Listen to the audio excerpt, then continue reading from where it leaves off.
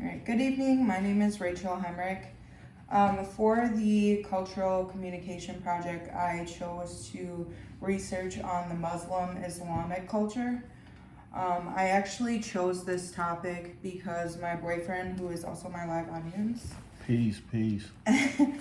he is actually Muslim. We've been together for about a year now, so it's said to try to relate to a culture that you deal with on a daily basis, and that would be none other than him. I'm a Christian myself, so there's just a lot of things that he does within his religion that I don't understand, so I just took the opportunity to become a little bit more knowledgeable about that. So the next slide says, what is the Muslim culture? I have learned that followers of Islam and being Muslim is pretty much the same thing. They relate the Muslim culture to not only a culture in itself, but a religion. It's the second largest religion in the entire world. The first in line would be Christianity.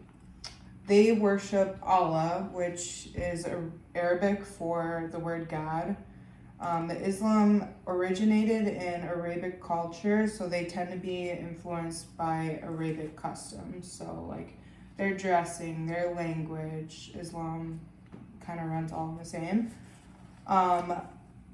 Muslim people worship at mosques and they study the Quran, which is like the holy text of Islam.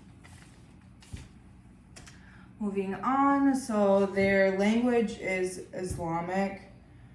Some of the common phrases that they use, which would tie into their verbal communication, one was inshallah,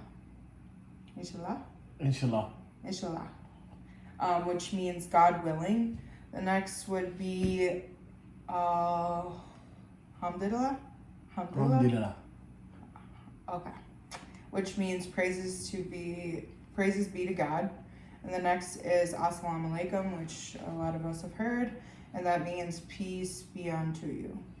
Everyone incorporates these phrases in their everyday life, which, like I said again, would be part of their verbal communication tactics. All right, moving on. The Muslims have two major holidays. The first one, if I'm pronouncing it right, it would be Eid Adha, which is, for them, it's similar to Christmas for Christians. It's celebrating the honor that the Prophet Abraham sacrificed his son, and they celebrate by eating and giving gifts. The next celebration or holiday would be Eid al-Fitr, which is the day after Ramadan. They fast for 30 days. Every year, those holidays fall on different dates on like a normal or Christian calendar. They're based off the Islamic calendar, which is based off the lunar year. So, like I said, they're different every year. Some taboos, some do's and don'ts of the Muslim culture are pork is actually forbidden for them. Alcohol consumption is also frowned upon only because they worship 5 times a day. They pray 5 times a day, and they want you to be sober to do that. Sex is actually forbidden as well if they're not married or if a woman is on her menstrual cycle. Some of the do's, they live by what I found was the 5 pillars. There's the Shahada, which is to declare one's faith. Salat. Shahada. Salat is where they pray 5 times a day, dawn, noon, afternoon, sunset, and evening. Zakat is to give to those in need. Saum is fasting during Ramadan. And then Haji,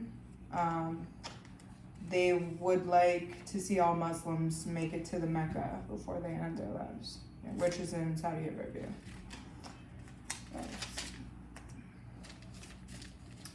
Their experience within the U.S., it's definitely it's negatively viewed. I think that most U.S. citizens relate Muslim and Islamic people to terrorism and mass murders, 9/11 being an example. But their culture, their religion is actually rapidly growing. Experts assume that by the end of the century, Muslim will be the largest religion after Christianity. Let's see. So notable achievements and